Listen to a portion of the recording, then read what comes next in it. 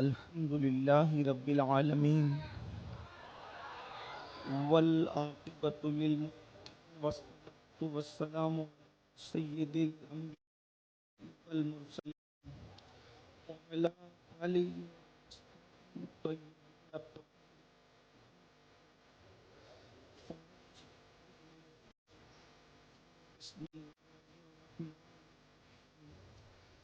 इन युरीदु अहलल बैत व युताहिरकुम तत्हीरा सदक़ल्लाहुल अज़ीम। क़ाला सय्यदुल कौनैन सल्लल्लाहु तआला अलैहि व आलिहि वसल्लम इन्नी तारिकुन फ़ीकुमुस सकलैन किताबुल्लाहि व इतरती अहलु बैती औ कमा क़ाल अलैहि सलातु वस्सलाम। सदक़ल्लाह व सदक़ रसूलुल्लाहि सल्लल्लाहु तआला अलैहि व आलिहि वसल्लम।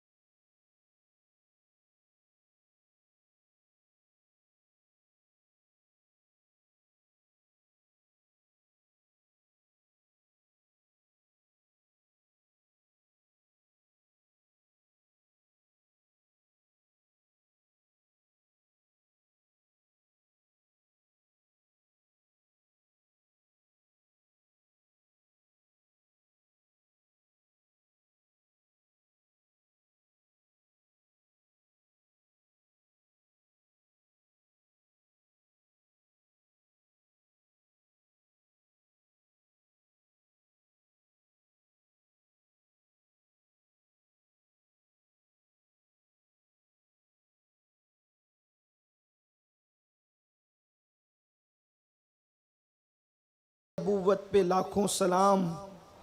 आबे ततहीर से जिसमें पौधे जमे, आबे ततहीर से जिसमें पौधे जमे, उस रियाज़े निजाबत पे लाखों सलाम।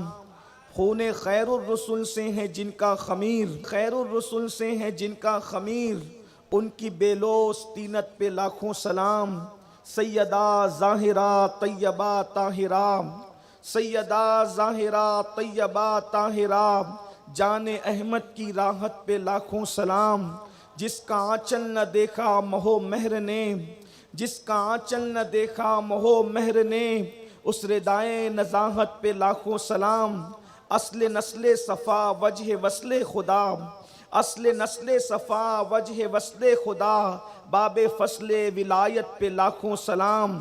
शेर शमशीर जन शाए खैबर शिकन, शेर शमशीर जन शाए खैबर शिकन, परतवे दस्ते कुदरत पे लाखों सलाम।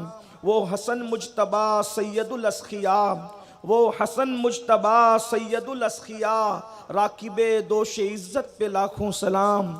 वो शहीद बला शाह गुलगू कबाब, बेकसो दश्ते गुर्बत पे लाखों सलाम।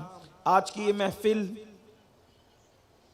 हुजूर सैयदी सरकार बापू सैयद ग़ुलाम अली रहमतुल्लाहि ताला अलैह और उनके जानशीन लायक व फायक फ़र्जंद, हम सब के मखदूम, हम सब के मोहसिन अहले सुन्नत हज़रत सैयदी सरकार सैयद मोहम्मद दादा बापू रहमतुल्लाह अलैह के उर्स सरापा कुद्स के मौके पर मुनक्किद की गई है।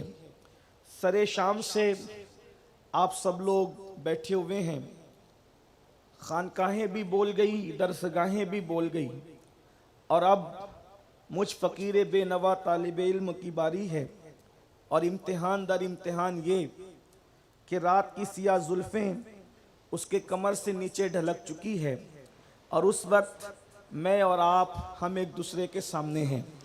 लेकिन न मैं मायूस हूँ ना उम्मीद हूँ, इसलिए कि मैं उस कौम से खिताब करने जा रहा हूँ जो अपने नबी के नाम पे सिर्फ जागना ही नहीं जानती बल्कि जीना भी जानती है और मरना भी जानती है। ये वो कौम है, इस कौम के दरमियान सुबह बात करो या शाम बात करो, बस जिक्र नबी करो। ये कौम बेदार भी रहती है और बेदार भी रखती है।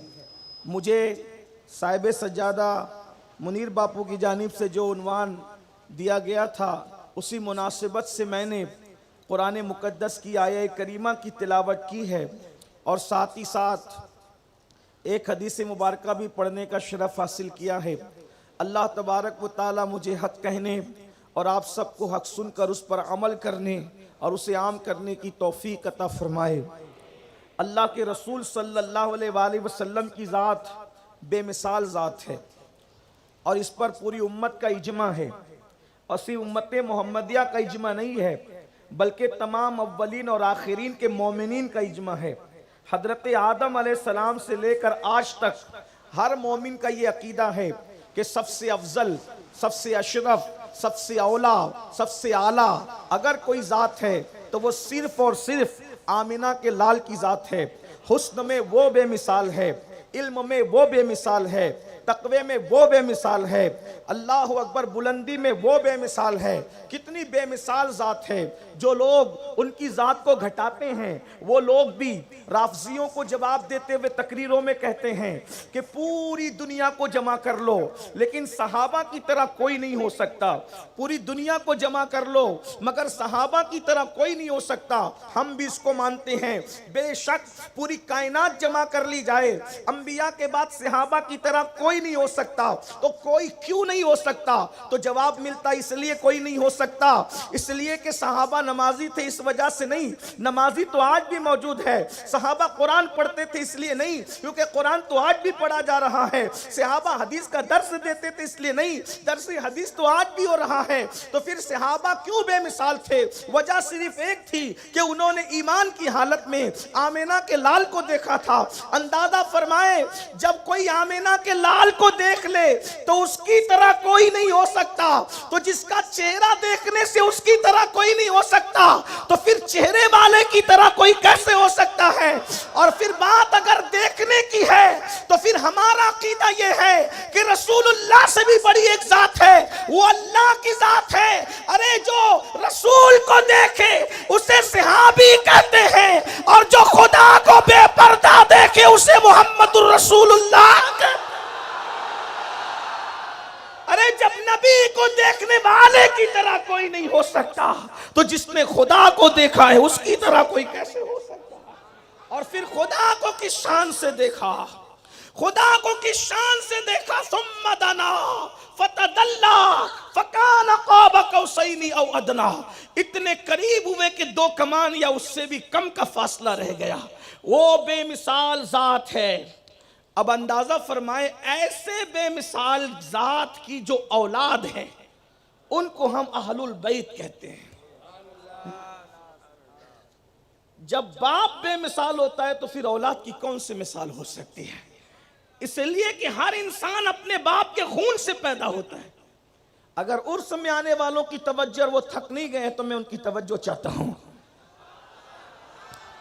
हर इंसान अपने बाप के खून से पैदा होता है। तुम पैदा हुए अपने बाप के खून से और अहलुल बैत रसूलुल्लाह के खून से। जो खून मुस्तफ़ा जान रहमत की रगों में था वो खून आज रसूलुल्लाह की औलाद की रगों में है। ये वो घराना है जिसके बारे में कुरान कहता है इन्नमा। कुरान हस्र के साथ अब अहलुल बैत की फजीलत को बयान कर रहा है। इन्नमा युरीदुल्लाहु लियुज़हिबा अन्कुमुर रिज्स अहलल बैत व युताहिरकुम तत्हीरा।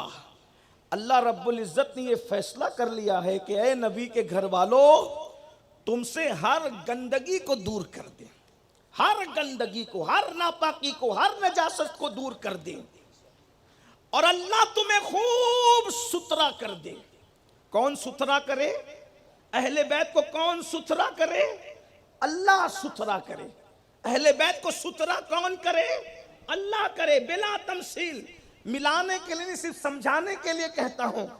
अगर कोई कपड़ा किसी कमजोर के हाथ में दिया जाए, इसको तू पाक कर, फिर किसी और ताकतवर के हाथ में दिया जाए, इसको तू पाक कर, फिर किसी और ताकतवर के हाथ में दिया जाए, इसे तू पाक कर, फिर किसी और बड़े ताकतवर के हाथ में दिया जाए, तो बताओ सबके पाक करने का अंदाज जुदा होगा कि नहीं होगा?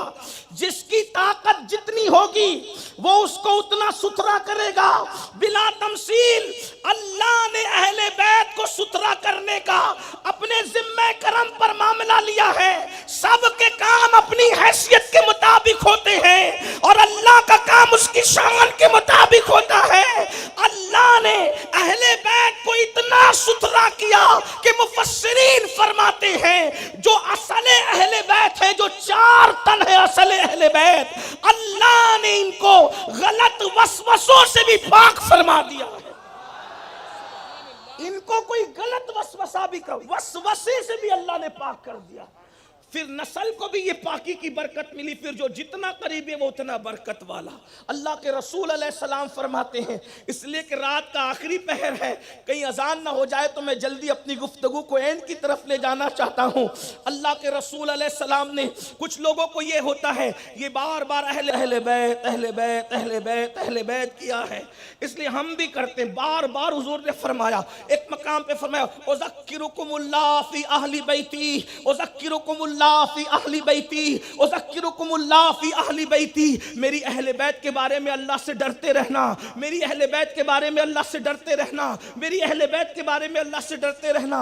एक मकाम पर इरशाद फरमाया कि मेरे बाद तुम आजमाए जाओगे कि मेरी अहले बैत के साथ तुम सलूक क्या करते हो। एक मकाम पर फरमाया, अब आइए हज्जतुल वदा के मौके पे फरमाया, उसके बाद गदीर खुम के मौके पे फरमाया, उसके बाद विसाल से पहले भी फरमाया। क्या इरशाद फरमाया? इरशाद फरमाते हैं, मैं तो जा रहा हूं। हदीस पाक मुख्तलिफ मौके पर आई है, अल्फाज अलग अलग हैं, लेकिन मफहूम में उसका समेट कर पेश कर रहा हूं। सावरकुंडला की सरजमीन पर पूरे सौराष्ट्र से गुलाम अली और दादा बापू के उर्स में आने वालों जरा तवज्जो फरमाएं, गौर करें। अल्लाह के रसूल अलैहिस्सलाम फरमाते हैं कि मैं एक इंसान हूं, उम्मीद करता हूं कि अनकरीब अल्लाह का कासिद मुझे बुलाने के लिए आए और मैं दुनिया से चला जाऊं। इरशाद फरमाया, मैं तो जा रहा हूं लेकिन तुम में 2 भारी चीजें छोड़ के जा रहा हूं। मैं तो जा रहा हूं, तुम में 2 भारी चीजें छोड़ के जा रहा हूं। तवज्जो फरमाए, मैं जा रहा हूं, तुम में 2 भारी चीजें छोड़ के जा रहा हूं। जाने वाला कुछ छोड़ कर न जाए तो फिर पीछे वाले बेसहारा रह जाते हैं। जाने वाला कुछ छोड़ कर न जाए तो पीछे वाले बेसहारा रह जाते हैं, और जाने वाला छोड़ कर जाए तो फिर पीछे वालों को हौसला रहता है, हिम्मत रहती है। अब अभी सरे शाम से आप हाफिज सादिक साहब से नहीं सुन रहे, इसी तरह अजहरी साहब से नहीं सुन रहे, आपने सरकार कायदे मिल्लत से नहीं सुना कि सब कह रहे थे दादा बापू तो गए, मुनीर बापू को छोड़ गए, अगर इनको छोड़ ना जाते तो ये बात कौन कहता? फिर यहाँ बैठने वालों की हिम्मत क्या होती, वहां बैठने वालों की हिम्मत क्या होती? मेरे भाई, अगर पीर छोड़ कर न जाए तो मुरीद बेसहारा हो जाते हैं, और नबी छोड़ कर न जाए तो उम्मतियों का क्या होगा? आका इरशाद फरमाते, मैं तो जा रहा हूं, बेसहारा छोड़कर नहीं फरमाया, दो भारी चीजें हल्की नहीं, इसलिए कि नबी शान वाला है, जो छोड़ के जाएगा तो वही शान वाला छोड़ के जाएगा। अल्लाह अगर फरमाया दो भारी चीजें छोड़े जा रहा हूं, तारिकुन फीकुम मुस्तकलैन, दो भारी चीजें छोड़ के जा रहा हूं। ये सकलैन पर अहले इल्म की तवज्जो चाहिए। सकलैन ये सकील का तस्निया है, ठीक? और ये सकील भी आप पढ़ते हैं, बुखारी शरीफ की आखिरी हदीस में भी आपने पढ़ा होगा, सकीलतान फिल मीजान, ये मीजान पर भारी है, यानी जब इसका सवाब मीजान पे रखा जाएगा तो मीजान भर जाएगा, इतना भारी है, सकील है ना। जब इसका सकील ये है तो यही सकील इधर भी है। सकलैन, दो भारी चीजें छोड़ के जा रहा हूं। क्या फरमाया? दो भारी चीज। अगरचे मैं गुजरात के बेचारे में अपने वो भाई जो मेरी तरह कम पढ़े लिखे हैं, उनको बहुत ज्यादा बात नहीं समझा सकता, लेकिन बात उनको अगर वो इश्क की तरफ तवज्जो करेंगे तो समझ में आएगी। दो भारी चीजें छोड़ के जा रहा हूं, और फरमाया मेरे बाद जो इसको पकड़ ले वो गुमराह नहीं होगा। छोड़ के ऐसी चीज जा रहा हूं, हिदायत पे रहोगे हमेशा, इसको पकड़ करके रखना बस। और फरमाया पहली चीज किताबुल्लाह, अल्लाह की किताब, और ये अल्लाह की किताब वो है, फरमाया ये इलाही रस्सी आसमान से जमीन की तरफ लटक रही है, और दूसरे मकाम पर इसी के लिए फरमाया इस रस्सी का एक सिरा अल्लाह के दस्ते कुदरत में है जैसा कि उसकी शान है, और दूसरा सिरा जो पकड़ लेगा वो अल्लाह तक पहुंच जाएगा। वो क्या है? किताबुल्लाह, अल्लाह की किताब। दूसरी तरफ आने से पहले यहां एक बात अर्ज करना चाहता हूं, अल्लाह की किताब को पहले पकड़ो। हुजूर अलैहिस्सलाम ने पहले नंबर पे अल्लाह की किताब का जिक्र किया। अल्लाह की किताब है हमारे हाथों में, हमारे हाथों में तो मोबाइल रह गए, हमारे हाथों में तो गेम रह गए, हमारे हाथों में तो व्हाट्सएप रह गए, हमारे हाथों में तो फेसबुक रह गए। क्या है हमारे हाथों में? हुजूर ने कहा था किताब पकड़ना, और भी किताबुल्लाह पकड़ना। सब की किताब पकड़ने वालों, रब की किताब पकड़ कर देखो। और रब की किताब की शान क्या है? हुजूर अलैहिस्सलाम खुद फरमाते हैं, तावीज के चक्कर में फंसने वालों, मैं तावीज का मुखालिफ नहीं, लेकिन एक बात कहता हूं, बेटी का रिश्ता नहीं आता तो तावीज चाहिए, रोजी में बरकत नहीं है तो तावीज चाहिए, परेशानी है तो तावीज चाहिए, घर में बंदिशें तोड़ना है तो तावीज चाहिए। तावीज तावीज तावीज तावीज के चक्कर में फंसने वालों, अल्लाह के रसूल अलैहिस्सलाम ने फरमाया जिसे मौत आ रही हो, मरने वाले के सरहाने बैठकर कुरान की तिलावत करना। जब तुम किसी मरने वाले के सरहाने बैठकर कुरान की तिलावत करोगे तो तिलावत तुम करोगे, कुरान का असर देखें, कुरान की बरकत देखें, कुरान की तासीर देखें। तिलावत तुम करोगे, उसकी मौत आसान हो जाएगी। सिर्फ करीब में बैठकर कुरान पढ़ोगे तो मौत आसान हो जाएगी। मुझे बताओ, मौत की सख्ती ज्यादा है या दुनिया की तकलीफ ज्यादा है? बेटी का रिश्ता बड़ी मुसीबत है या मौत की तकलीफ बड़ी मुसीबत है? पर कारोबारी परेशानी बड़ी मुसीबत है या फिर मौत की तकलीफ बड़ी मुसीबत है? कितना नादान है इंसान, समझ तो सही। आका फरमाते हैं जब किसी मरने वाले के पास तुम कुरान पढ़ोगे, अल्लाह उसकी मौत को आसान कर देगा। मुझे बताएं, डॉक्टर इकबाल जैसे डॉक्टर ने कहा, ओ नादान मुसलमान सोच तो सही, जब कुरान पढ़ने से मौत आसान हो सकती है तो कुरान पढ़ने से जिंदगी क्यों नहीं आसान हो सकती? कुरान का दामन पकड़ो, कुरान को आम करो, कुरान को आम करो। और एक बात कहूं, जिसके उर्स में आए हो वो तावीज वाला पीर नहीं था, जिसके उर्स में आए वो गंडे वाला पीर नहीं था। फिर कह रहा हूं जो तावीज गंडे करते बुरा नहीं मानना, मैं मुखालिफत के तौर पे नहीं कह रहा हूं, मैं ये कहना हूं जिसके उर्स में आयो, न वो तावीज वाला पीर था, न गंडे वाला पीर था, न वो फूफा वाला पीर था, वो कुरान की तालीम को आम करने वाला पीर था। उस मर्दे दरवेश ने पूरे सौराष्ट्र में 300 मदरसे अता करके बताए कि देख लो, अगर कटे हुए सर का ताल्लुक कुरान से करबला में जुदा नहीं होता तो इस फकीर का ताल्लुक भी कुंडला में कुरान से जुदा नहीं हो रहा।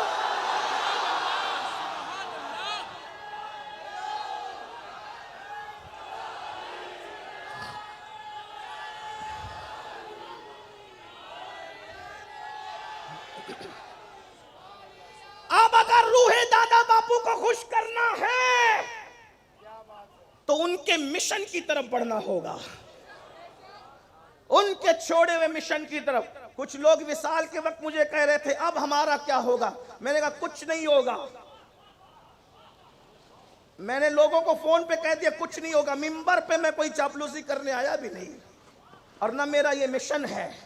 चापलूसियां वो करते हैं जिन्हें छपे हुए गांधी की परवाह होती है। हम तो वहां के खानाजाद गुलाम है जहां से पूरी कायनात को खैरात बढ़ती है। आओ दरे ज़हरा पे फैलाए हुए दामन, आओ दरे ज़हरा पे फैलाए हुए दामन, नस्लें है करीमों की लजपाल घराना है। कौन देता है देने को मुंह चाहिए, देने वाला है सच्चा हमारा नबी।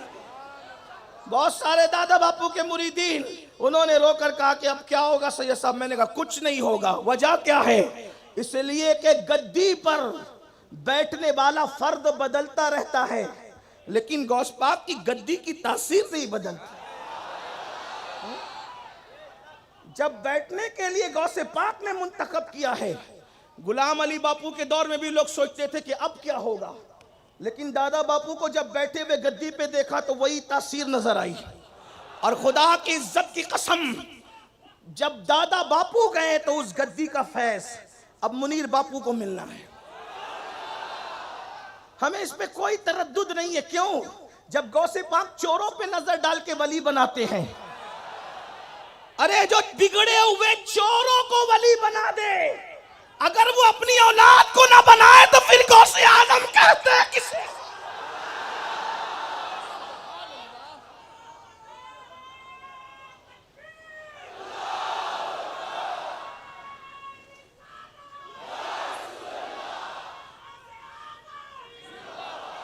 अरे गद्दी पे बैठने वाला तो बहुत बड़ा होता है। बरेली के इमाम ने तो ये कहा जो गौसे आजम की नस्ल में सिर्फ पैदा हो जाए, सिर्फ पैदा हो जाए, सिर्फ पैदा। गद्दी पे तो कोई कोई बैठता है, पैदा तो बहुत होते हैं। गद्दी तो किसी किसी की किस्मत में आती, सिर्फ पैदा हो जाए तो पैदा शरीफ होने वाला। अभी पैदा होके एक सांस लिए गौस पाक के घर में, उसकी शान क्या है? तो कहते हैं जो तेरा तिफ्ल है। आप भी थक गए, मुझे कोई आपसे शिकवा नहीं है, इसलिए कि मुझे लाया इतनी देर से गया है। हाँ। और मैं आया हूं, लेकिन मैं तो अपनी ड्यूटी पूरी करूंगा, क्योंकि आप तवज्जो फरमाए ना फरमाए, बगदाद और नजफ की तरफ तवज्जो काफी है। हाँ। ये लोग चार्ज है थोड़ा आपकी भी, क्योंकि आप मेरे अपने हो। तवज्जो फरमाए, जो तेरा तिफ्ल है। तिफ्ल किसको कहते हैं? बच्चे को कहते हैं। किसको कहते हैं? बच्चे को। जो तेरा तिफ्ल है कामिल है या गौस। गारों में बैठ के चिल्ले करके बुढ़े होकर और जो मर्तबे नहीं पाते, सुन्नियों की अकीदे में जो गौसे आजम के घर में पैदा हो जाए, सिर्फ पैदा होने में वो मर्तबा उसको। जो तेरा तिफ्ल है कामिल है या गौस, तुफैली का लक़ब वासिल है या गौस। और एक बात आगे बढ़ के और कह दूं, जिनके बच्चे कामिल हो, जिनके बच्चे कामिल हो, फिर उसका बाबा हसन क्या होगा? और जिसका बाबा हसन इतना कामिल हो, फिर उसके बाबा अली ये मुर्तजा की शान क्या हो? लोग कहते हैं मुझे अली समझ में नहीं आता। मैंने कहा अली है वही जो समझ में ना आए। क्यों? इसलिए कि जब वली का काम समझ में नहीं आता, तवज्जो है, नहीं आपकी तवज्जो, कोई बात नहीं, कोई शिकायत नहीं है, लेकिन बात तवज्जो से सुने। वली के काम को करामत कहते हैं। करामत उसको कहते हैं जो समझ में ना आए। तो जो वली का काम समझ में नहीं आता, तो ये वली को बनाता कौन है? तो काजी सनाउल्लाह पानीपती कहते हैं हजरत आदम के जमाने से लेके आज तक जो वली बनाता है उसको अली कहते हैं।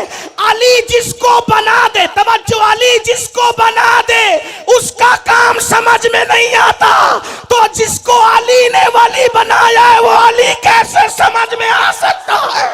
कभी दीवार हिलती है, कभी दर कांप जाता है, अली का नाम सुनकर अब भी खैबर।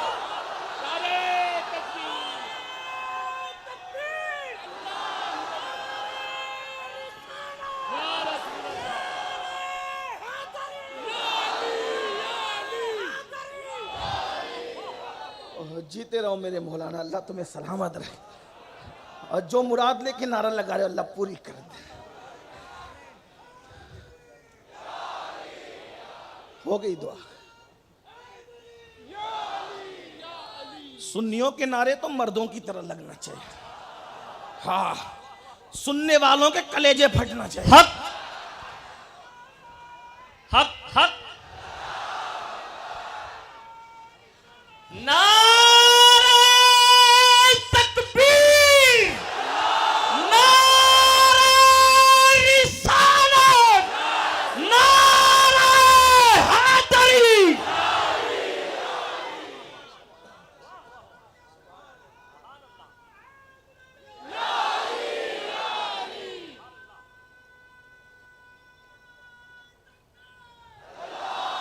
कोई कह सकता है कि तू जज्बात में कह रहा है सैयद, मैंने कहा मैं सिर्फ जज्बात में नहीं कह रहा हूं, जो बहुत संजीदगी से कहता है वो भी यही कह रहा है। जो तेरा तिफल है कामिल है या गौस, तो फैली का लक़ब वासिल है या गौस, तू अपने वक्त का सिद्दीक अकबर, गनीयो हैदरो आदिल है या गौस, कोई साइल हो या वासिल है या गौस, वो कुछ भी है तेरा साइल है या गौस। और सब फिर कहते हैं हजारों ताबई से तू फजूतर, ये तबका मुजमलन फाजिल है या गौस। और फिर बड़ी संजीदगी से दलील के साथ कहता है वो इमाम, वो क्या जानेगा फजले मुर्तजा को, वो क्या जानेगा फजले मुर्तजा को, जो तेरे फजल का जाहिल है या गौस।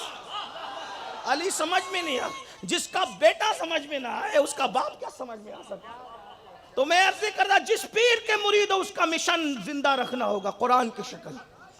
और अब मैं तो ये भी कहता हूं, मेरी मालूमात में चूंकि मैं तालिब इल्म हूं, हिंदुस्तान में 1000 साल तक कमोबेश मुसलमानों ने हुकूमत की। कितने साल तक? तवज्जो फरमाइए, कितने साल तक? तकाबुल नहीं कर रहा हूं, सिर्फ कोई बात करना चाहता हूं। तवज्जो है, कितने साल तक? 1000 सालों में एक ही बादशाह हुआ है जिसने सबसे ज्यादा मस्जिदें बनाई। एक बादशाह, उसको दुनिया मुहियुद्दीन औरंगजेब आलमगीर के नाम से जानती है। वाह वाह। अखंड गैर मुनक़सिम भारत में उसने सबसे ज्यादा मस्जिद, पूरे हिंदुस्तान में सबसे ज्यादा मस्जिद बनाई। लेकिन औरंगजेब के पास ना मुरीद थे ना चंदा था, उनके पास शाही खजाना था। औरंगजेब ने सबसे ज्यादा मस्जिद बनाई मगर शाही खजाने से बनाई। लेकिन औरंगजेब की रूह कब्र में खुश होती होगी अगर ये बात पहुंचती होगी कि दादा बापू की शक्ल में एक अली का बेटा ऐसा भी है जिसके पास शाही खजाना नहीं था, उसके पास अली का फक्र था। उसने पूरे मुल्क में नहीं, सिर्फ सौराष्ट्र में 600 मस्जिदें अता की। सुभान अल्लाह, सुभान अल्लाह। फैज़ाने फातिमी दूल्हा, फैज़ाने कादरी दूल्हा। फक्र अली पर ये काम किया, फक्र अली पदोजे करें, फक्र अली पर ये काम किया। अगर शाही खजाना होता, मैं फक्र अली और शाही खजाने में कोई तकाबुल नहीं कर रहा हूं, इसलिए कि अली उसको कहते हैं जिसके कदमों में कई ताज पड़े रहते हैं। बहरहाल तो अर्ज कर, किताबुल्लाह, अल्लाह की किताब उसको पकड़ो। अल्लाह की किताब हाथ में नहीं है तो कोई काम ही नहीं बनता। अल्लाह की किताब से ताल्लुक टूट रहा है, कमजोर हो रहे हैं, इसीलिए आज हमारे बच्चे कलमा भी नहीं पढ़ पा रहे हैं, हमारे बच्चों को दुरूद पढ़ना भी नहीं आता। याद रखना, सिर्फ हाथ चूम कर जन्नत का ख्वाब देखने वाले सुन्नियों, ये बेपनाह अपने आप को धोखा दे रहे हो। धोखा देने के मुतरादिफ है। मुझे कोई कुछ कहे, असल में बात ये है कि लोग कहते हैं कि ये फजीलत पढ़ता है तो हमें बुरा लगता है, फिर कोई कहता है कि हाथ चुमने की मुखालफत करता है तो बुरा लगता है। मैंने कहा किसी को बुरा लगे कि अच्छा लगे, अल्लाह अकबर, मैं ज़ैरे हलाहल को कभी कह न सका कंद। अपने भी नाखुश मुझसे, बेगाने भी है नाखुश, अपने भी खफा मुझसे है, बेगाने भी है नाखुश। मैं ज़ैरे हलाहल को कभी कह न सका कंद। मैं हाथ चूमने का मुखालिफ आदमी नहीं, मैं तो अपने बुजुर्गों के हाथ भी चूमता हूँ, पैर भी चूमता हूँ, और अपनी मर्जी से नहीं, अबू दाऊद शरीफ की हदीस से दलील भी रखता हूँ। लेकिन बात इतनी है कि अगर कुरान छोड़ दिया, कुरान छोड़ दिया, कुरान छोड़ दिया, हुजूर अलैहिस्सलाम फरमाते हैं जिसने दुनिया में कुरान छोड़ा, क़यामत के दिन मैं अल्लाह की बारगाह में उसकी शिकायत करूंगा। अब मैं सुन्नियों तुमसे पूछता हूँ, जब शफी शिकायत पर आ जाए, शफात करने वाला जब शिकायत पर आ जाए तो फिर हाथ कौन पकड़ेगा? कोई पीर नहीं। जब नबी आ जाए शिकायत करने पर, कोई पीर हाथ नहीं पकड़ सकता, कोई वली हाथ नहीं पकड़ सकता, कोई कुतुब हाथ नहीं पकड़ सकता, कोई अब्दाल हाथ नहीं पकड़ सकता, कोई सहाबी।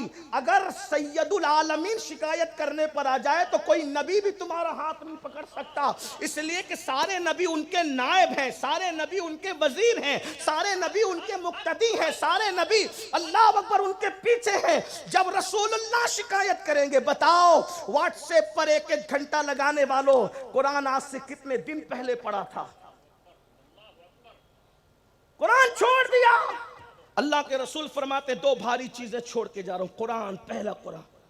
आप कहेंगे हमें कुरान पढ़ना ही नहीं आता। मैंने कहा क्यों नहीं आता? जब नया मोबाइल आता है तो घंटों उसमें चलाने के लिए सीखते हो कि नहीं सीखते? मोबाइल चलाना सीख सकते हो, कुरान नहीं सीख सकते। कुरान के सिर्फ 5 पारे पढ़ना सीख लो, पूरे 25 पारे खुद ब खुद पढ़ लोगे। लेकिन कोई पढ़े भी तो ना। कुरान पढ़ो, वरना हुजूर शिकायत करेंगे। और आप तवज्जो करना, घर जा करके सोचना, हुजूर शिकायत करें। अच्छा, कुरान छोड़ने के कई माना हो सकते हैं, यहाँ सिर्फ 2 माना बयान करता हूँ। उलमा की तवज्जो, गलती करूँ तो इस्लाह। कुरान छोड़ने के 2, एक तो कुरान छोड़ने का मतलब ये है कि कुरान पढ़ता ही नहीं। जब पढ़ता ही नहीं तो सारा मामला खत्म है। एक वो लोग हैं जो कुरान पढ़ते हैं मगर कुरान पे गौर नहीं करते, कुरान में तवज्जो नहीं देते, कुरान पे अमल नहीं करते, उन्होंने कुरान छोड़ दिया। क्यों? कुरान तो कहता है कुल लिल मुमिनीन यगुद्दु मिन अब्सारिहिम, मोमिनों को कहो कि अपनी नजर नीची करें। तो जो नजर से इधर उधर तकते हैं उन्होंने कुरान छोड़ दिया। कुरान कहता है सूद के धंधे न कर। जो सूद का धंधा करता है, जो सूद का धंधा करता है, अल्लाह रसूल उसके साथ जंग का ऐलान करते हैं। तो जिसने सूद का धंधा शुरू किया उसने कुरान छोड़ दिया।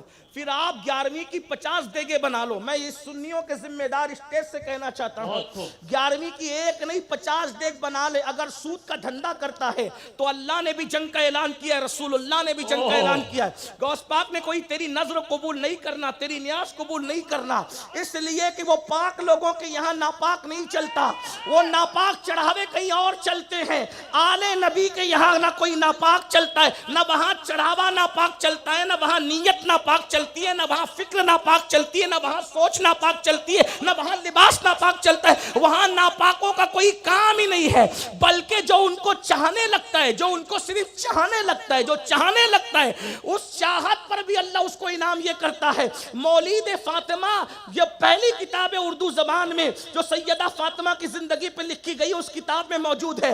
अगर इंसान अहले बैत से सच्ची मोहब्बत कर ले तो अल्लाह उसके जिस्म से बदबू का खात्मा कर देता है।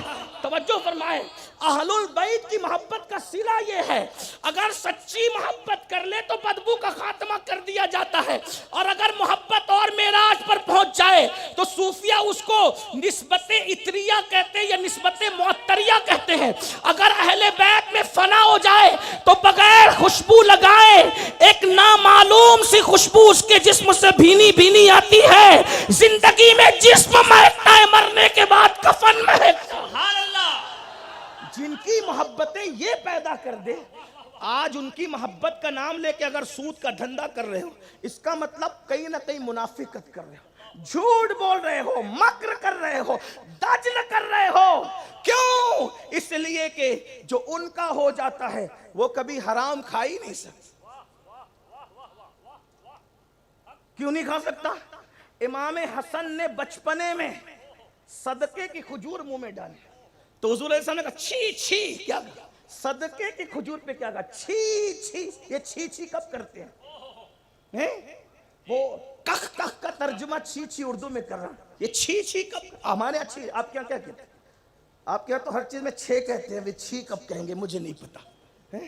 हाँ है, हाँ तो कब कहते हैं? किसी चीज की गंदगी को जब हमारे यहाँ उर्दू जबान में बताओ कि छी छी, और हुजूर अलैहिस्सलाम ने मुंह से निकाल दिया बचपने में, जब अभी शरीयत के अहकामात जारी नहीं हुए, बचपने में मुंह से निकाल के बता दिया, मैं अपने बच्चों को सदका खाने नहीं देता।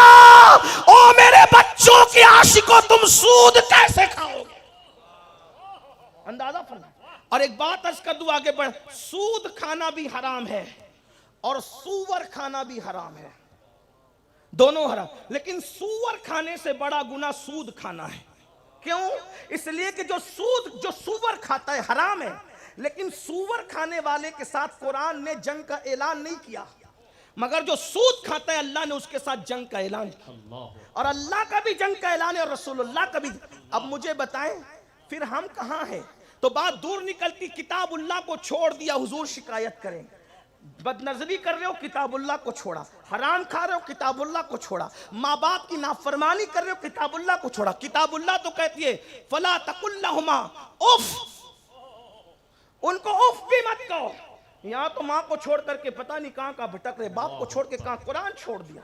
कुरान छोड़ा इसलिए ये तबाही है। एक बात और कह दूं, जिसने सहाबा की गुस्ताखी की उसने कुरान छोड़ा, क्योंकि कुरान तो कहता है वकुल्लम वादल्लाहुल हुस्ना, कुरान तो कहता है उन सबके साथ जन्नत का वादा किया गया है। कुरान छोड़ा है। कुरान मत छोड़ो, पकड़ के रखो कुरान। पहली चीज किताबुल्लाह, इस पर और भी बातें हो सकती है लेकिन टाइम पूरा होता है। अर्ज क्या कर रहा था? पहली चीज किताबुल्लाह, अल्लाह की किताब, और दूसरी चीज वो इतरती, मेरी इतरत, इतरती अहलु बैती, मेरी इतरत और मेरी अहले बैत, ये दूसरी चीज है। और फरमाया जब तक इनको पकड़े रहोगे, जब तक इनको पकड़े, गुमराह नहीं होंगे। कुछ लोग अहले बैत का नाम लेते हैं, रवाफिस की बात कर रहा हूं, उन्होंने कुरान छोड़ दिया है ये कह के कि 30 नहीं है वो तो और पारे हैं। मैंने कहा जिसका कुरान मुकम्मल ना हो उसके दीन का एतबार क्या है? हमारा अकीदा तो ये है कि हुजूर जैसा कुरान नाजिल हुआ था हुजूर पर, आज भी वैसा ही है और इंशाअल्लाह क़यामत तक वैसा ही रहेगा।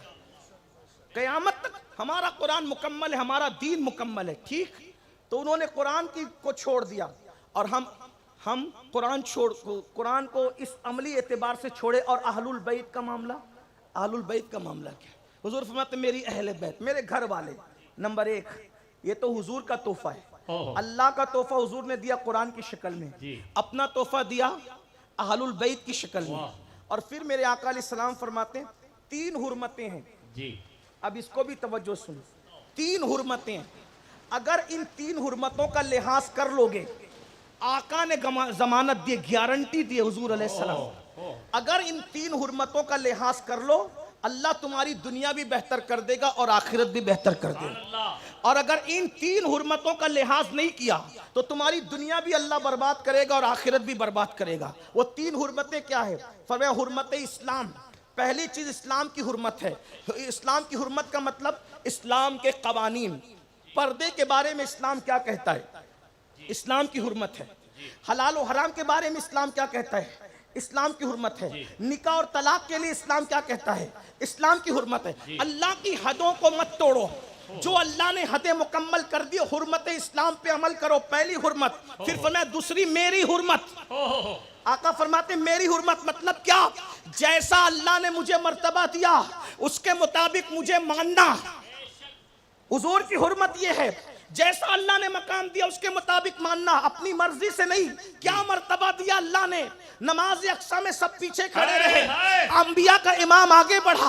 अल्लाह अकबर। जिब्रील का हाल ये है कि जब अल्लाह अल्लाह हजरत मूसा कलीम कहते हैं, मौला कलीम और हबीब का फर्क मुझे बता दे, मैं कलीम वो हबीब, तो इरशाद हुआ कलीम वो है जो मेरी रजा चाहे, हबीब वो है मैं जिसकी रजा चाहूं। कलीम वो है कि वो आए 40 दिन तक रोजे रखे, 40 रातें इबादत करे और फिर पहाड़ पे खड़ा होकर कहे रब्बे अरनी, मुझे दिखा दे अपना आप। तो मैं कहूं लन तरानी, तुम नहीं देख सकते।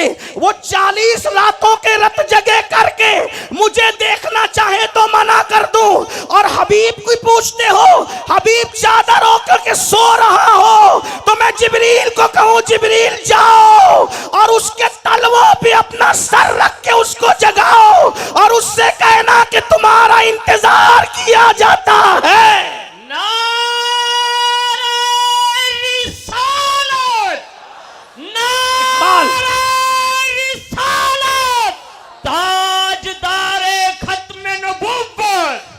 इकबाल ने बहुत खूबसूरत अंदाज से इस फर्क को बयान किया।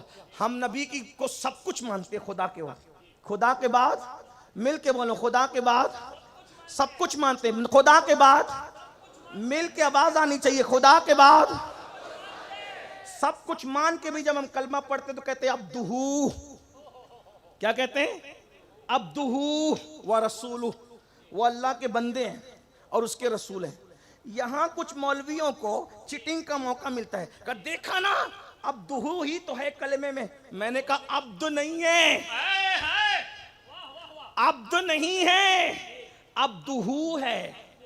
ये हु को नहीं छोड़ सकता तो, इसलिए कि ये हु बड़ी चीज है। ये हु करने वाले अल्लाह के दोस्त बन जाते हैं। ये अब्दुहू की हु क्या है? एक है अब्द और एक है अब्दुहू। सब अब्द हैं, सब अब्द हैं और वो अकेले अब्दुहू है। यहां तो दर्स निजामी पढ़ने वाले, इब्तिदा की जमातें पढ़ने वाले तुलबा भी बेचारे जंकर में पड़ जाते हैं।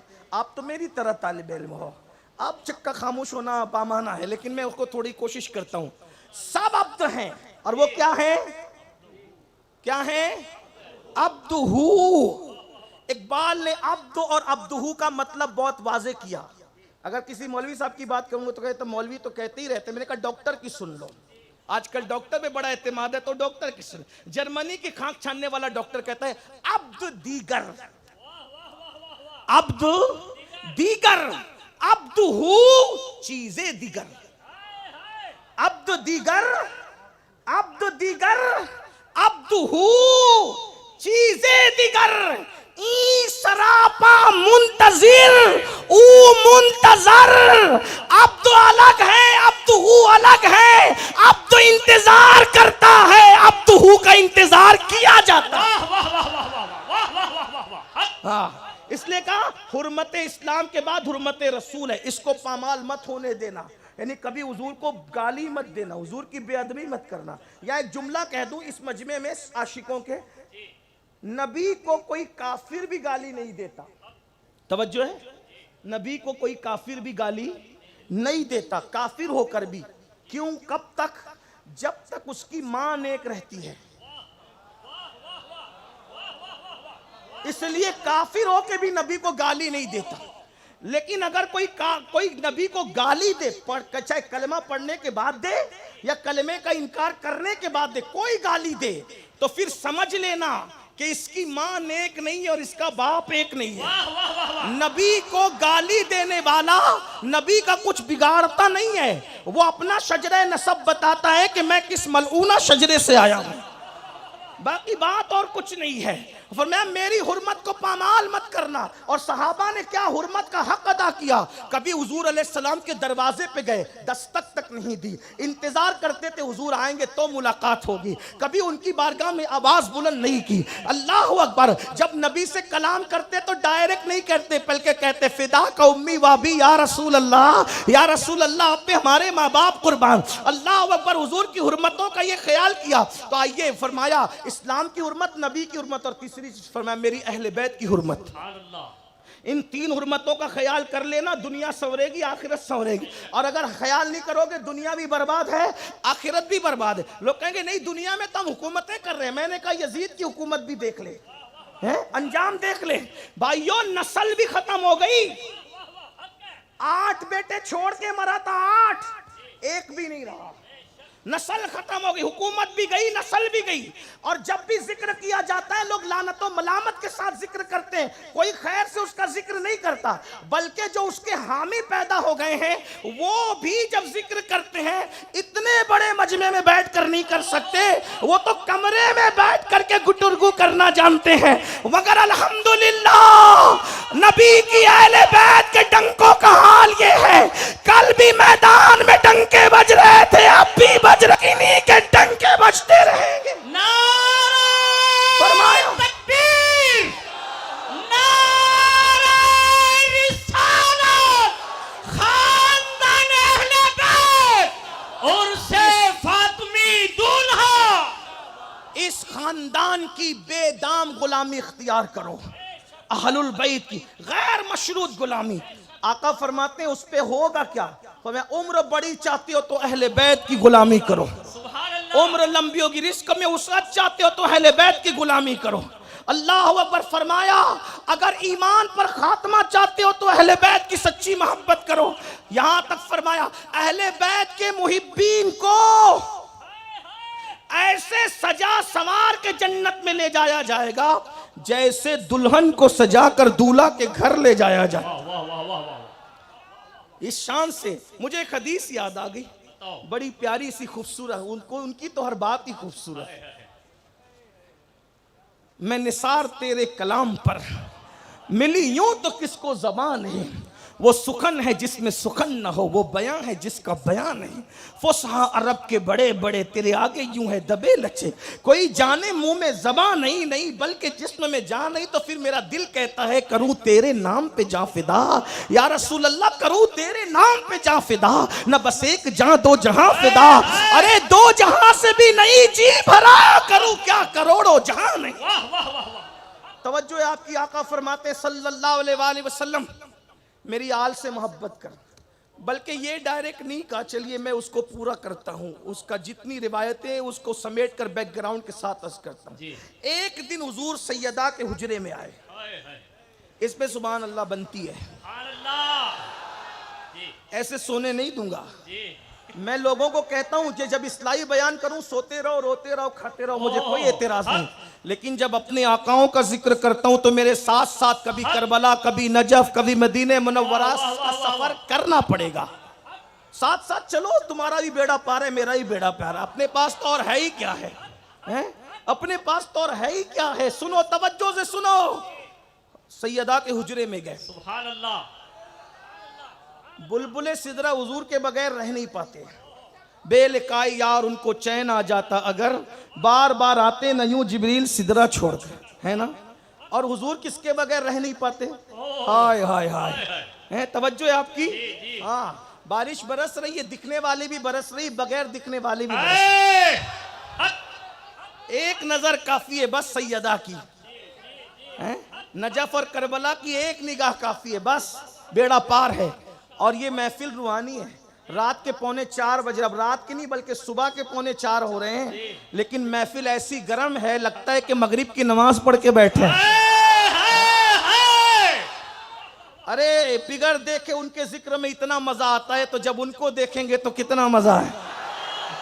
हाय हाय, तवज्जो फरमाएं, हुजूर अलैहिस्सलाम किसके बगैर नहीं रह पाते, वो एक जात है, उस जात को सैयदा, तैयबा, ताहिरा, आबिदा, जाहिदा, राकिया, साजिदा, नकिया, तकिया, ज़किया, आलिमा, गैरे मुअल्लिमा, उम्मे अबीहा, मलके फिरदौसे बरी, खातूने क़यामत, खातूने जन्नत, सानिये सैयदा आमिना, फातिमा बिन्ते मोहम्मद उनको कहा जाए।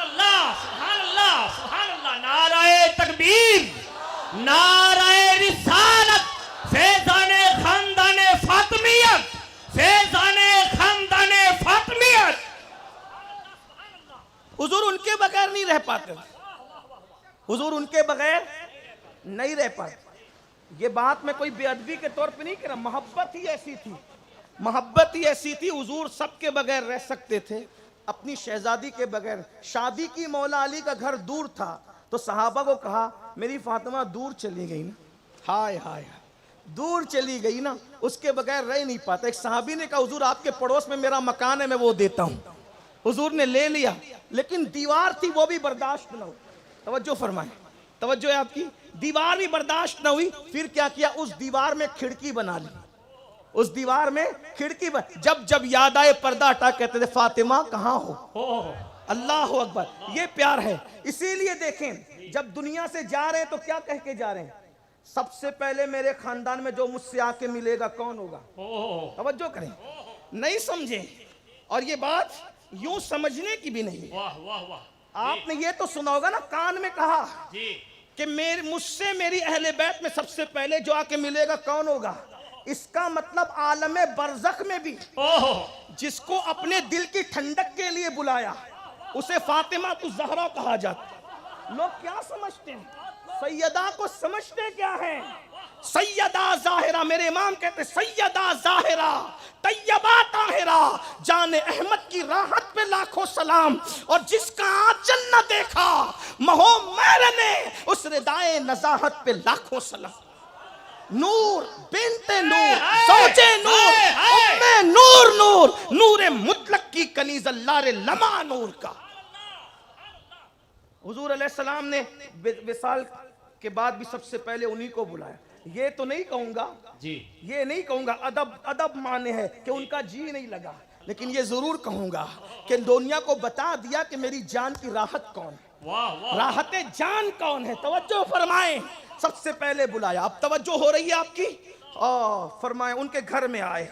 आने के बाद कहा फातिमा ये जो सो रहा है ना, यानी मौला अली, वो और तुम कितने हो गए, दो।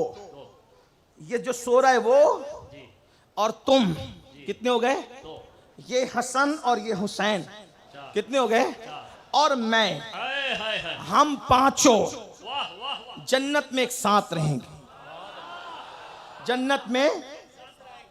हाँ या रसूलल्लाह, आपने हजरत खदीजा का महल देखा तो सैयदा का महल नहीं देखा।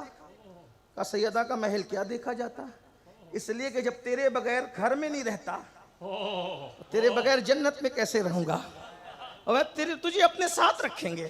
तवज्जो है, बात करें, तुझे अपने साथ रखें, तुझे अपने साथ रखेंगे तो अली से जुदा कैसे रखेंगे, तो अली को भी साथ रखेंगे। जब तुम और अली साथ होंगे तो शहजादों को जुदा कैसे रखेंगे, तो उनको भी साथ रखेंगे। यानी हम पांचों साथ साथ रहें। हुजूर क्या फरमाते हैं, हम पांचों, लेकिन ये नबी की शहजादी है। हाय हाय हाय, बाप की जैसी तरबियत होती है औलाद की जबान से वैसी निकलता है, ये शहजादी नबी की है। सुन लिया ना, बाबा के साथ जन्नत में।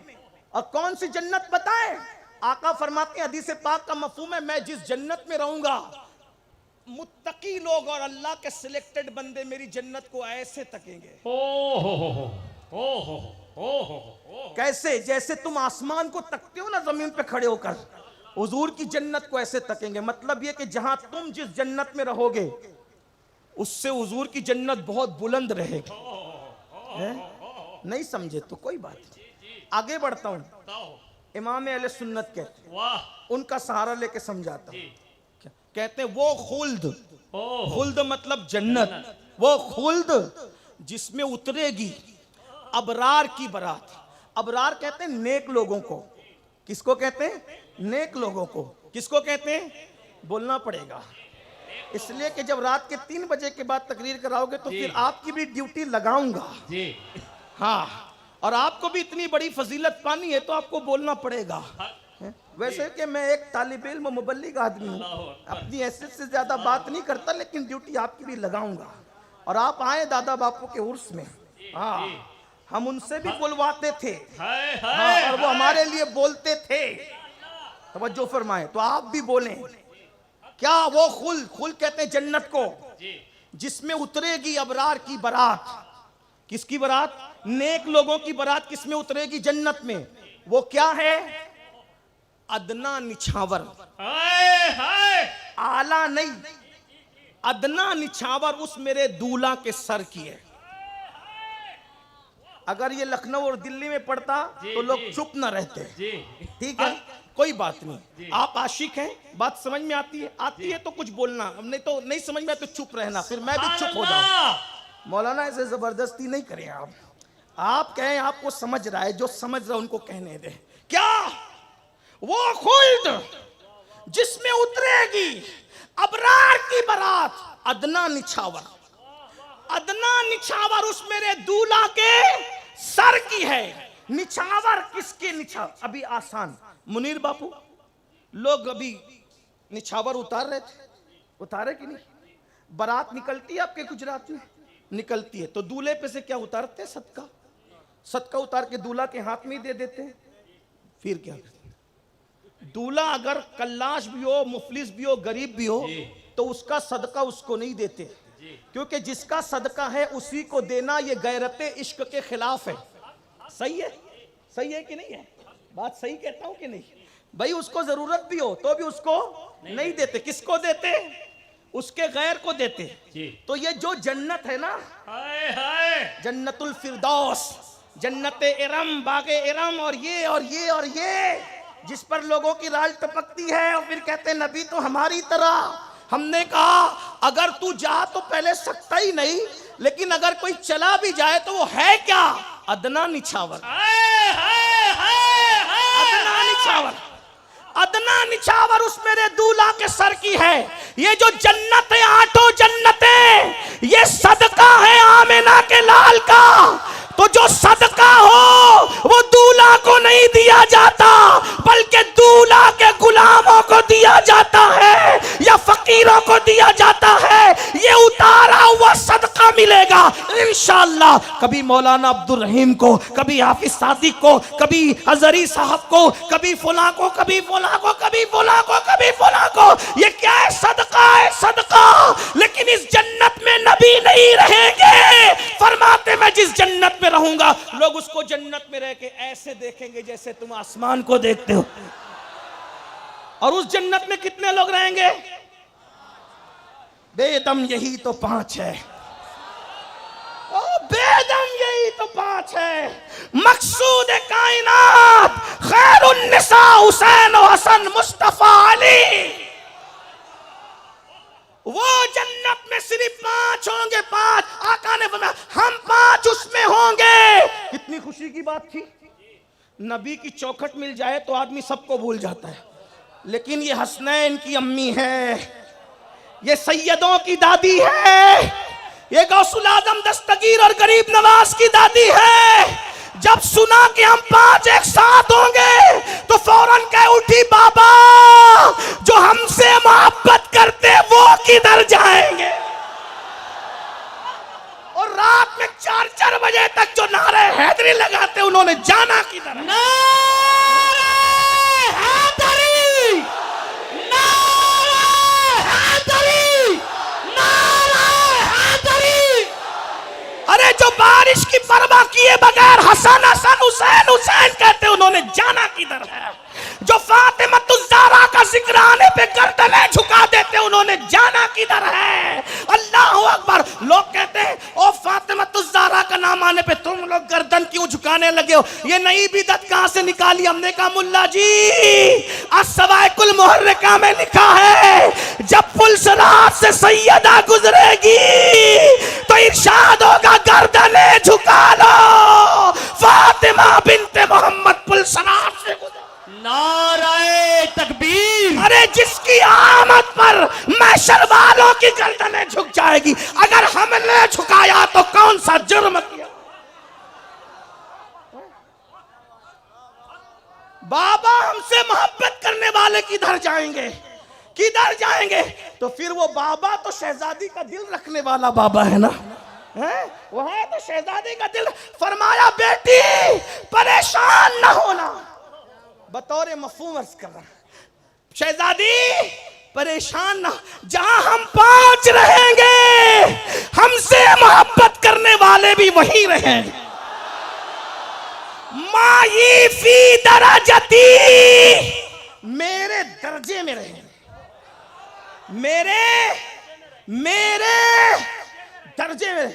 अब यहां कोई कहे हुजूर के दर्जे में तुम लोग चले गए। हमने कहा हम दूल्हा बन के थोड़ी गए हैं, दूल्हा बन के जाते तो मुजरिम थे ना, आपको हजम देता, हम बराती बन के गए हैं। कहा बराती क्या होता है? मैंने कहा बराती ये होता है इतना भी फटीचर हो, लेकिन जब दूल्हा का बाजू पकड़ के दूल्हा के साथ जाता है ना, इनमें बहुत सारे मेरे भाई ऐसे हैं जो मेरी तरह हैं, कम पढ़े लिखे, लेकिन बैठे स्टेज पर है। क्यों? कोई दादा बापू रूपाल वाले का खादिम बन के आ गया, कोई मुनीर बापू का खादिम बन के आ गया, कोई मुफ्ती अहमद शाह बाबा का खादिम बन के, चप्पल उठा के वो वहां बड़े बड़े करोड़पति लोग नीचे बैठे हैं, ये फल्ली बेचने वाला सिर्फ चप्पल उठा के ऊपर आ गया। लेकिन सादिक ने नहीं कहा उतार उतार उतार, क्यों नहीं कहा? क्यों नहीं कहा? वो बड़े बड़े डोनर नीचे बैठे हैं, बड़े बड़े पीएचडी डॉक्टर इंजीनियर साइंस पढ़ाने वाले, और तू फल्ली बेचने वाला ऊपर आया। नहीं कह सकते। क्यों नहीं कह सकते? क्योंकि वो डायरेक्ट नहीं आया, जो दूल्हा था ना उसकी जूतियां उठा करके आए। तो अब उस खादिम को नहीं देखा जाता, बल्कि मखदूम के पीछे पीछे। अरे जब तेरे मिंबर से तू खादिम को नहीं उतारता, तो जब ये जाएंगे ना पंजतन के गुलाम बनकर, वाह वाह वाह, फिर इन्हें कौन रोकेगा? और हुजूर ने खुद कहा ना, जब से मिला है अजमल सुल्तानपुरी की अल्लाह मगफिरत करे, अच्छी बात का, जब से मिला है दामन आले रसूल का, जब से मिला है दामन आले रसूल का, बेफिक्र हो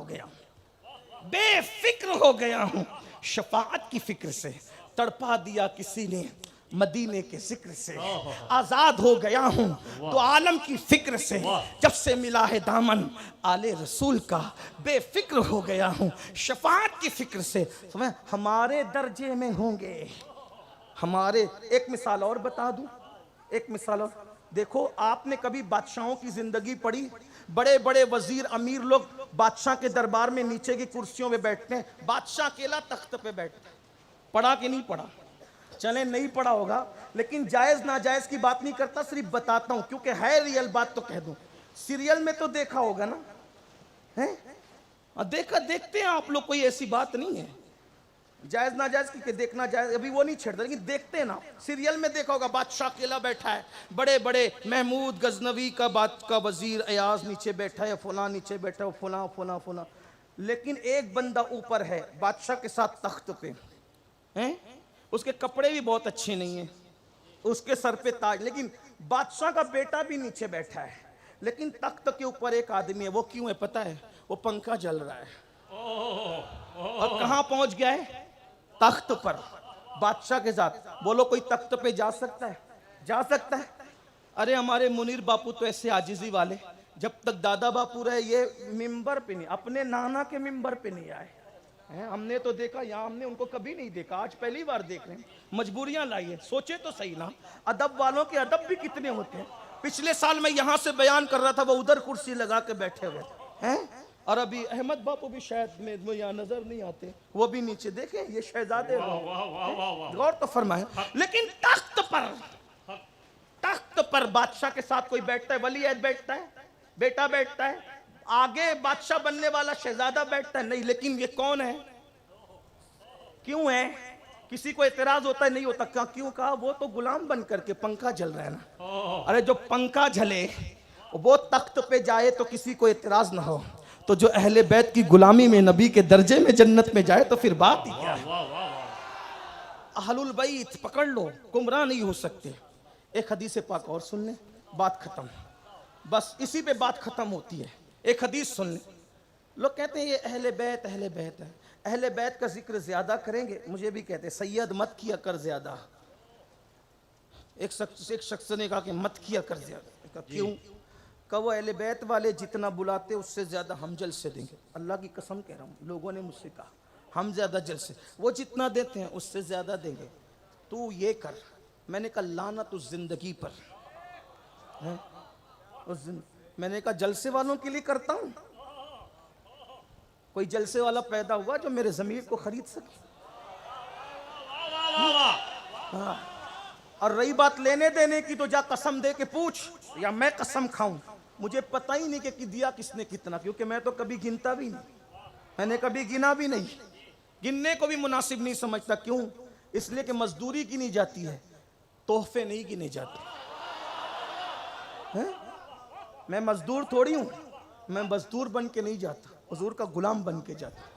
हाँ, अब मुझे नाज है इस गुलामी पर। लोग कहते हैं वो मुकद्दर का सिकंदर है, मैंने कहा ना, सिकंदर मेरे मुकद्दर पे नाज किया करे। वाह वाह वाह वाह वाह वाह वाह। हैं? सिकंदर मेरे मुकद्दर पे नाज किया करे, मैं क्या सिकंदर की बात करूंगा? क्यों? का उसने आधी से ज्यादा दुनिया फतेह की, वो सिकंदर है। लेकिन जब दुनिया से गया तो हाथ खाली लेके गया। लेकिन जब हम अहले बैत के गुलाम दुनिया से जाएंगे, उसके मुकद्दर में आधी दुनिया, हमारे मुकद्दर में पंजतन का दामन। वाह वाह वाह वाह वाह वाह। तकाबुल कर ले, तकाबुल कर ले। कहां आधी से ज्यादा दुनिया, कहां पंजतन का दामन। और वो गया तो हाथ खाली लेके गया, हम खाली हाथ नहीं जाएंगे, दामन पंजतन लेके जाए। हक हक हक।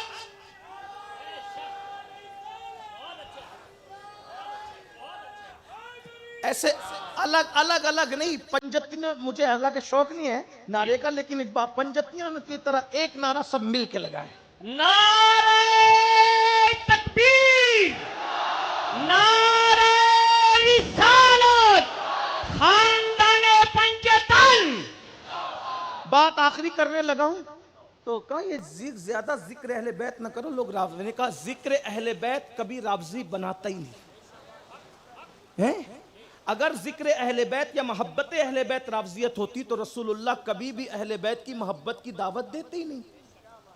यही बात आका अलैहिस्सलाम फरमाते हैं, कयामत के दिन मैं उसके साथ जंग करूंगा, जंग झगड़ा करूंगा, झगड़ा।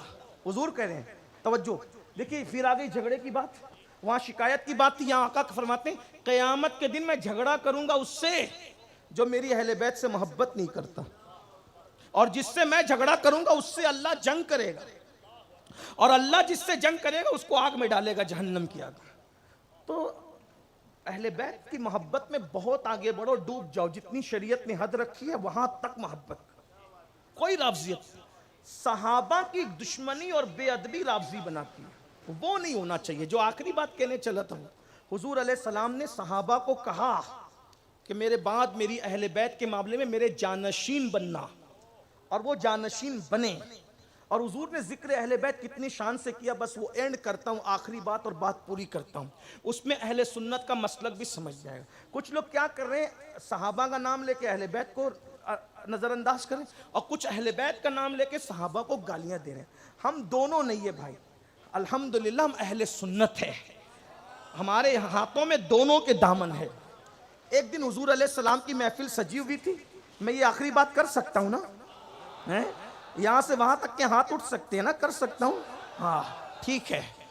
हुजूर अलैहिस्सलाम सहाबा के दरमियान बैठे हैं, और हुजूर अलैहिस्सलाम बैठे हुए, इतने में एक शहजादा नन्ही उम्र का, छोटी उम्र का नहीं, वहां कोई छोटा ही नहीं।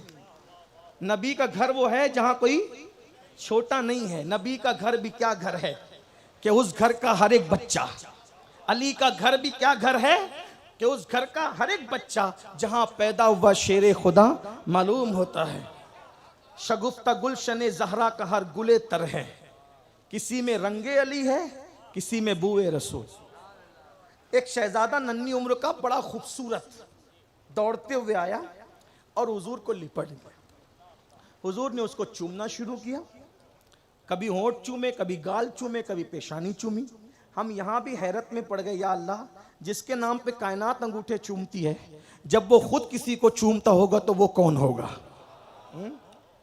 जिसके नाम पे लोग अंगूठे चूमे, जब वो नबी खुद किसी को चूमते होंगे तो वो कौन? वो और कोई नहीं था, वो जहरा का जाया, हम सब का बादशाह, मुर्शिद, आका व मौला, बादशाह हुसैन इब्ने अली थे। हुजूर ने चूमा, गाल चूमे, होंठ चूमे, पेशानी चूमी, और चूम कर सहाबा से कहा ये मेरा हुसैन है। हुजूर ने कहा ये मेरा, मफहूम पेश कर रहा हूं, इब्ने हजर ने भी लिखा है इसको, अल्लामा जामी ने भी लिखा है, दोनों की बातें बतौर मफहूम, हवाला भी पढ़ रहा हूं कि किसी और तरफ से नहीं आई है, ये सुन्नियों के यहाँ है, ठीक है, बात तवज्जो। ये मेरा हुसैन है जी या रसूल, ये मेरा हुसैन है जी या रसूल, ये मेरा हुसैन है। सब ने हाय हाय ये मेरा हुसैन, ये मेरा हुसैन है, मेरा हुसैन। नबी जिसे कहे मेरा, फिर वो कौन होगा? हैं? मेरा हुसैन है जी। देखा जियारत की मौला हुसैन पाक की। फिर हुजूर अचानक सबकी तरफ से नजर हटाकर एक सहाबी बैठे थे उनकी तरफ मुतवज्जे, कहा जाबिर ये मेरा हुसैन है।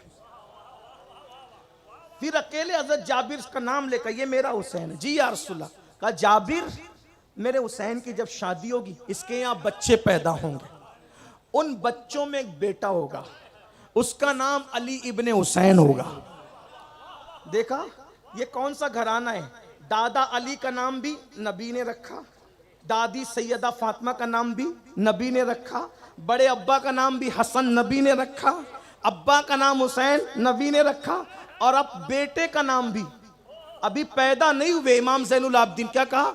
इसके यहाँ जो बेटा पैदा होगा उसका नाम होगा अली इब्ने हुसैन। मैंने कहा हुसैन पाक की अजमत का अंदाजा लगाओ, जिसके नीचे भी अली है उसके ऊपर भी अली है, जिसका बाप भी अली है, जिसका बेटा भी अली है, वो बीच वाली जंजीर कैसी होगी? गौर करें ना।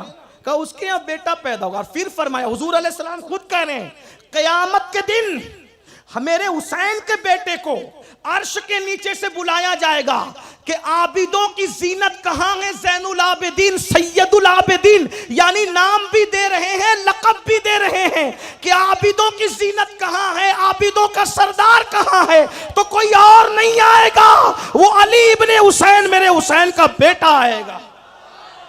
नाम भी नबी ने दिया, लक़ब भी नबी ने। कैसा आबिदों की जीनत था मेरा इमाम? रोजाना 1000 रकत नफिल नमाज पढ़ा करते थे। 1000। अब लोग कैलकुलेटर लेके बैठते, सैयद ने कह दिया 1000 रकत, ये तो रात में इतने घंटे होते, 1000 रकत कैसे होती? मैंने कहा बेवकूफ न बनो। करामत के तौर पे अहले सुन्नत में बहुत बड़ा काम छोटे से वक्त में सिमट आता है। हाँ, ये करामतों में से उनकी मौला अली कहा करते थे, लोगों को अब तक समझ भी नहीं आया कि मैं घोड़े की एक जिन पे कदम रखता हूं और दूसरे पर रखने से पहले पूरा कुरान पढ़ लेता हूं। कहा ये कैसे हो सकता है? मैंने कहा वो अली हैं। हाँ, जो नबी का चेहरा पढ़ता हो, अगर वो इतनी जल्दी कुरान पढ़ ले। कितनी जल्दी नबी का चेहरा पढ़ा? पैदा हुए तो आंख बंद करके, और जब अब्बा की गोद में गए आंख बंद, अम्मा की गोद में गए आंख बंद, सब घर परेशान। हुजूर की गोद में है तो आंखें खोल के नबी का चेहरा पढ़ने लगे। जो नबी का चेहरा इतनी उम्र में, 3 दिन की उम्र में जो नबी का चेहरा पढ़ना जानता हो, अगर वो जीन पर एक से दूसरे पर कदम रखने से पहले कुरान पढ़ ले तो बात क्या है? बहरहाल चले, बात तो बात होती है। ये वो अली होगा, उसका बेटा, उसकी भी शादी होगी, उसके यहाँ एक बेटा होगा और औलादे होगी, लेकिन एक बेटा उसका नाम मेरे नाम पे मोहम्मद होगा। पोते का नाम भी रख दिया, परोते का नाम भी रख दिया। ये अहले बैत है, ये है अहले बैत। यूं कहा करते हैं सुन्नी, यूं कहा करते हैं सुन्नी, दास्ताने अहले बैत। वो मेरे नाम पे उसका नाम मोहम्मद होगा और उसको दुनिया बाकिर कहेगी। जाबिर, अल्लाह उसको इतनी लंबी उम्र देगा, मेरे मोहम्मद, अल्लाह तुझे इतनी लंबी उम्र देगा जाबिर, तुझे इतनी अल्लाह लंबी उम्र देगा कि मेरा वो पोता जिसे मोहम्मद बाकिर कहा जाएगा, वो तेरे घर आएगा, वो तेरे घर आएगा। और वो जब तेरे घर आए तो तू मेरी तरफ से उसको मेरा सलाम पहुंचा देना। देख रहे हुजूर सलाम जिन पे भेज रहे हैं, सारी दुनिया जिस पे सलाम पढ़ रही है वो नबी, और ड्यूटी किसकी मुकर्रर की? सहाबी की। बता दिया कि सहाबा अहले बैत के दुश्मन नहीं थे। सहाबा ने जितनी अहले बैत से मोहब्बत की है कोई नहीं कर सकता। ये 300 साल के बाद सीना पिट्टू, ये क्या अहले बैत की मोहब्बत की बात करेंगे? तुम तो 3 सदियों के बाद पैदा हुए। जिसने हसन को कंधे पे उठा के मदीने की गलियों में घूमा है वो मेरे नबी का पहला खलीफा, जानशीन रसूल, अफजलुल बशर बादल अंबिया बि तहकीक सैयदना सिद्दीक अकबर की जात, जिसने इमाम हुसैन के लिए अपना मिंबर छोड़ दिया ये कह के हुसैन मेरे बाप का तो कोई मिंबर ही नहीं है, सारे मिंबर तो तेरे बाबा मोहम्मदुर रसूलुल्लाह के हैं। वो जात सैयदना उमर इब्ने खत्ताब की है। तवज्जो फरमाए, वह जाबिर अल्लाह तुझे लंबी उम्र देगा। देखो नबी का इख्तियार देखो, कहते अल्लाह तुझे लंबी उम्र देगा, यानी कि सलाम दे रहे हैं और लंबी उम्र की जमानत भी दे रहे हैं। जहां बानी अता कर दे, भरी जन्नत हिबा कर दे, नबी मुख्तारे कुल है, जिसको जो चाहे अता कर दे। जहां में उनकी चलती है वो दम में क्या से क्या कर दे, वो जब चाहे जिसे चाहे उसे फरमा रवा कर दे। वो मेरे मोहम्मद बाकिर को तेरे घर आएगा, उसको मेरा सलाम कह दे। जी या रसूल अल्लाह। अब दिन गुजरते गए, करबला हो गया। करबला के बाद इमाम ज़ैनुल आबिदीन की विलादत हुई। इमाम ज़ैनुल आबिदीन के घर फिर उनकी शादी हुई, तो उनके घर इमाम बाकिर की विलादत। इमाम बाकिर 4, 5 या 6 साल के नन्हे से बच्चे थे। किसी ने इमाम ज़ैनुल आबिदीन से कहा, शहजादे कोई मरीज बीमार है, आप चलें, आप नहीं चलते तो शहजादे को भेज दे, वो दुआ कर देंगे, आले रसूल की दुआ से अच्छा हो जाएगा। तो सरकार इमाम ज़ैनुल आबिदीन ने कहा, इन्हें ले जाओ। इमाम बाकिर को लोग ले गए। बस किसी ने कान में कहा, शहजादे इसी मोहल्ले में आपके नबी के सहाबी रहते हैं, नाना के आपके सहाबी रहते हैं, जाबिर। इतनी बूढ़े हो गए कि वो घर से निकलते नहीं, आंखों की बीनाई भी कमजोर हो गई है, आप उनसे मिलना पसंद करेंगे? तो चूंकि अहले बैत और सहाबा में तो चोली दामन की मोहब्बत थी, हैं? मछली को जितना पानी से प्यार नहीं होता, उससे ज्यादा सहाबा अहले बैत से प्यार करते थे और अहले बैत सहाबा से प्यार करते थे। सितारों को जितना आसमान से प्यार नहीं है, उससे ज्यादा अहलुल बैत नबी की सहाबा से और सहाबा जो है वो अहलुल बैत से प्यार करते थे। चकोर जितना चांद को नहीं चाहता, उससे ज्यादा जो है वो सहाबा अहले बैत से, अहले बैत सहाबा से, वो एक दूसरे को प्यार करते थे, बहरहाल प्यार करते थे। कभी इस पे दलीलें और सुन लेना, लेकिन बात खत्म कर रहा हूं, तवज्जो फरमाए।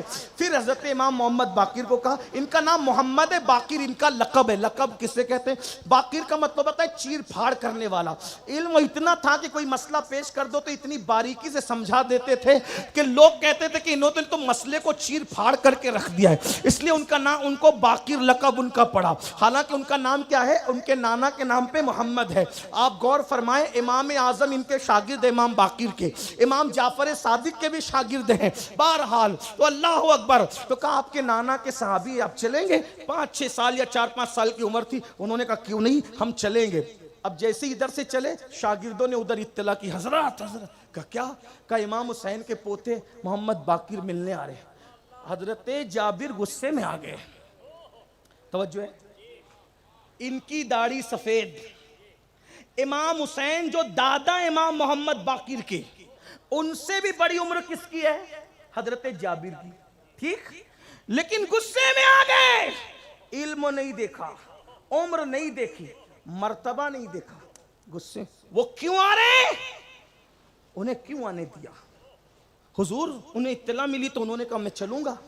कहा वो नबी के शहजादे हैं, उन्हें तकलीफ क्यों दी?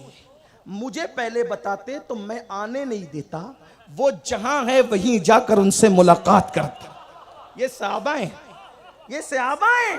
और फिर फरमाया अब वो आ रहे हैं, मुझे उठा के खड़ा करो, उनके लिए उठा के खड़ा करो। खड़े हुए हजरत जाबिर, किसके लिए? 5 साल के मोहम्मद बाकिर के। बच्चा नहीं देखा, रगों में खूने रसूल देख। हाँ, बरकत लेते हुए कह रहा हूं, इस घर के बच्चों को बच्चे की नजर से न देखा। खूने रसूल जहां जाबिर खड़े हो जाए। और सैयदी आला हजरत के वालिद इमामुल मुतकल्लिमीन अल्लामा नकी अली खान अपनी किताब तफसीर अलम नशरा में हदीस लाए हैं। आका अलैहिस्सलाम फरमाते हैं, जो मेरी औलाद को देखकर उठकर खड़ा ना हो, अल्लाह उसको लाइलाज बीमारी में मुब्तला कर देगा। गौर फरमाए, मखदूम अशरफ जहांगीर समनानी के खलीफा हैं हजरत काजी शहाबुद्दीन दौलताबादी। उनकी किताब है तफसीर कुरान की बहरुल मव्वाज। उसके अंदर वो लिखते हैं कि आका ने फरमाया, तुम्हारी महफिल में कोई भी आए मैं तुम पे छोड़ता हूं, उठो या बैठो, लेकिन जब मेरी औलाद आया करो तो उनके लिए उठ के खड़े हो जाया करो। ये सब बच्चे नहीं देखा करो, निस्बत बड़ी होती है। हाँ, और पहली ये सब बातें तो हम लोग बोलते भी नहीं है, वरना कुछ ऐसे भी दिल के मरीज है, कहते हैं देखो अपने लिए ये लोग रास्ता क्लियर करते हैं, अपने लिए नहीं करते। ये सिर्फ आपकी मोहब्बत में और उन्वान दिया जाता है बोलते, वरना हमें क्या है, हम तो फकीर लोग हैं। तो अर्ज कर रहा था, उठकर खड़े हुए हजरत जाबिर ने उनका इस्तकबाल किया और जब इमाम बाकिर अपनी सवारी पर थे तो इमाम बाकिर ने उनको सलाम किया, तो हजरत जाबिर ने उनको पकड़कर अपनी तरफ खींचा, इसलिए कि जब अपनी तरफ वो बूढ़े लोगों का एक अंदाज होता है ना मखसूस खींचने का, जज्बात में खींचा और खींचने के बाद उनके बटन खोले सीने के। तवज्जो करना, ये अंदाज है सहाबा का इजहार मोहब्बत अहले बैत में। हाँ, ताकि आज के बाद कोई सहाबा पर भी उंगली ना उठाए, बताना उन लोगों को जो सहाबा पर भौंकने की कोशिश करते हैं। हम अहले बैत के भी गुलाम बेदाम है और सहाबा के भी सच्चे वफादार हैं। दोनों आपके बटन खोले कुर्ते के, और कुर्ते के बटन खोल करके सीने पे हाथ मला और हाथ मल के सूंघा और सूंघ करके मुस्कुराए, और फिर उसके बाद उनके कान में कुछ कहा तो वो भी मुस्कुराए, फिर उसके बाद वो भी चले गए, ये भी चले गए। तो इनके खादिमों ने पूछा, जाबिर हमारे सरदार ये बताओ सीने पे मल के क्या सूंघा और सूंघ कर मुस्कुराने का राज क्या है? तो फरमाया, क्या बताऊं, ये जो सीने पे मला ना, मलने के बाद उंगलियां सूंघा तो जो खुशबू रसूलुल्लाह में पाता था वही आले रसूल में पाई। जो नबी में खुशबू थी वही आले नबी में पाई है। बेदम शाह ने इसीलिए खूबसूरत बात कही है, शगुफ्ता गुलशने ज़हरा का हर गुले तर है, किसी में रंगे अली है, किसी में बुए रसूल। वाह वाह वाह, नाराए मैंने खुशबू तकबीर, पाई, नाराए रिसालत, खानदाने पंजतन, मैंने खुशबू पाई या रसूलुल्लाह की। तो कान में क्या कहा? हुजूर ने सलाम भेजा था, मैंने सलाम पहुंचा दिया, और अब तक जिंदा रहने की गारंटी थी, जब तक बाकिर नहीं आएंगे जाबिर जिंदा रहेगा। अब मेरे लिए कफन का इंतजाम कर लो, अमानत आले रसूल की पहुंचा चुका हूं। उधर खादिमों ने पूछा इमाम बाकिर से कि सरकारे बाकिर ये बताओ कि कान में कहा क्या जो आप इतना हंसे, कभी इतना हंसते नहीं देखा? उन्होंने कहा, आपके नाना ने मुझे पहले ही बता दिया था कि तेरे घर मेरा पोता मोहम्मद बाकिर नाम का आएगा, उसको मेरा सलाम पहुंचा देना। तो मेरे नाना का सलाम जब उन्होंने मुझे पहुंचाया कि मेरे नाना ने मुझे मेरा नाम लेकर के सलाम कहा है। ये है अहलुल कुरान और अहले बैत को पकड़े रहो। अल्लाह ताला तौफीक दे और अहले सुन्नत के सच्चे मसलक पर कायम रहो। अहले सुन्नत का है बेड़ा पार, असहाबे हुजूर नज्म है और नाव है, इतरत रसूलुल्लाह की। दौरान गुफ्तगू कोई गलती हो तो अल्लाह पाक माफ़ कर दे। अस्तगफिरुल्लाह रब्बी इन्ना रब्बी लगफूरुर रहीम।